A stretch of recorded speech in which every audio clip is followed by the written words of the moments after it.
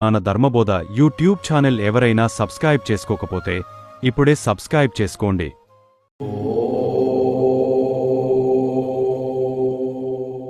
కురుక్షేత్ర యుద్ధం మహాభారతంలో జరిగిన ప్రధాన ఘట్టం. ఇది కౌరవులు మరియు పాండవుల మధ్య జరిగిన ఒక మహాయుద్ధం.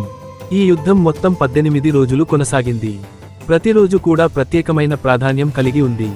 ఇక్కడ 18 రోజుల యుద్ధాన్ని దశల వారీగా వివరించాను. కురుక్షేత్ర యుద్ధం 18 రోజుల సారాంశం. రోజు 1 నుండి 10 భీష్మ పర్వం. భీష్ముడు కౌరవుల సేనాధిపతిగా వ్యవహరించిన దశ. రోజు 1 యుద్ధం ప్రారంభం. భీష్ముడు అప్రతిహతంగా యుద్ధం చేస్తాడు. పాండవులు కొంత నష్టాన్ని ఎదుర్కొంటారు. రోజు 2 నుండి 5 భీష్ముడు ఎక్కువ నష్టం కలిగిస్తాడు. అర్జునుడు భీష్ముడిని ఎదుర్కొంటున్నా అంతగా ప్రభావితం చేయలేడు. రోజు 6 నుండి 9 భీముడు సత్యకిని వీరోచితంగా పోరాడతారు. ఘటోత్కచుడు తన మాయా యుద్ధంతో ఆకర్షిస్తాడు. రోజు 10 శిఖండి సహాయంతో అర్జునుడు భీష్ముడిని శయనింపజేస్తాడు. ఆయన సరసేయపై పడతాడు, కానీ చనిపోడు. భీష్ముడు యుద్ధం నుండి తప్పుకుంటాడు. రోజు 11 నుండి 15 ద్రోణ పర్వం. ద్రోణాచార్యుడు సేనాధిపతిగా వ్యవహరించిన దశ. రోజు 11 నుండి 13 ద్రోణుడు పాండవులకు భారంగా మారుతాడు. ఆయన చక్రవ్యూహం నిర్మించగా అభిమన్యుడు దాన్ని ఛేదిస్తాడు. రోజు 13 అభిమన్యుడు చక్రవ్యూహంలో చిక్కి అన్యాయంగా చంపబడతాడు. రోజు 14 అర్జునుడు ప్రతీకారం తీర్చుకోవటానికి జయద్రథుడిని హత్య చేస్తాడు. సూర్యాస్తమయం ముందు జయద్రథుడిని చంపకపోతే అర్జునుడు అగ్నికి ఆత్మార్పణ చేస్తానని ప్రమాణం చేస్తాడు. శ్రీకృష్ణుడు సూర్యుడిని మాయచేసి అర్జునుడికి అవకాశం కల్పిస్తాడు. రోజు 15 ద్రోణుడు నాశనం చేయటానికి యుక్తిని ఉపయోగిస్తారు. అశ్వత్థాముడు చనిపోయాడని యుధిష్ఠిరుడు అర్ధసత్యం చెబుతాడు. ద్రోణుడు నిరాశగా ధ్యానంలోకి వెళ్ళగా దృష్టద్యుమ్నుడు ఆయనను హత్య చేస్తాడు. రోజు 16 నుండి 17 కర్ణపర్వం. కర్ణుడు కౌరవుల సేనాధిపతిగా నియమించబడతాడు. రోజు 16 కర్ణుడు పాండవులపై తీవ్రంగా దాడి చేస్తాడు.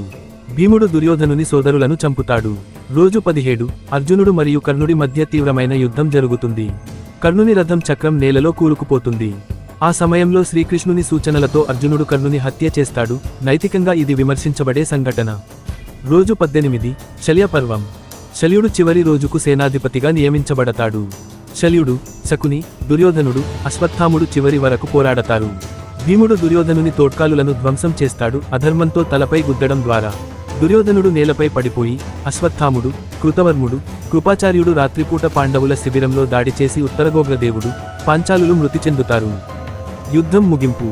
మొత్తం 18 రోజుల యుద్ధంలో కోటానికోటి వీరులు చనిపోయారు. చివరకు పాండవులు విజయం సాధిస్తారు. దుర్యోధనుడు, కర్ణుడు, భీష్ముడు, ద్రోణుడు, శకుని, దుశాసనుడు వంటి ప్రధాన నాయకులు మరణిస్తారు. శ్రీకృష్ణుడు ఈ యుద్ధంలో అనేక స్థానాల్లో మాయ ఉపయోగించి ధర్మ విజయానికి దారి చూస్తాడు. ముగింపు మెసేజ్. కురుక్షేత్ర యుద్ధం కేవలం ఒక యుద్ధమే కాదు, అది ధర్మం, అధర్మం, విధి, కర్మ, నైతికతల మధ్య జరిగిన ఒక మహాసంక్లిష్ట సంఘటన.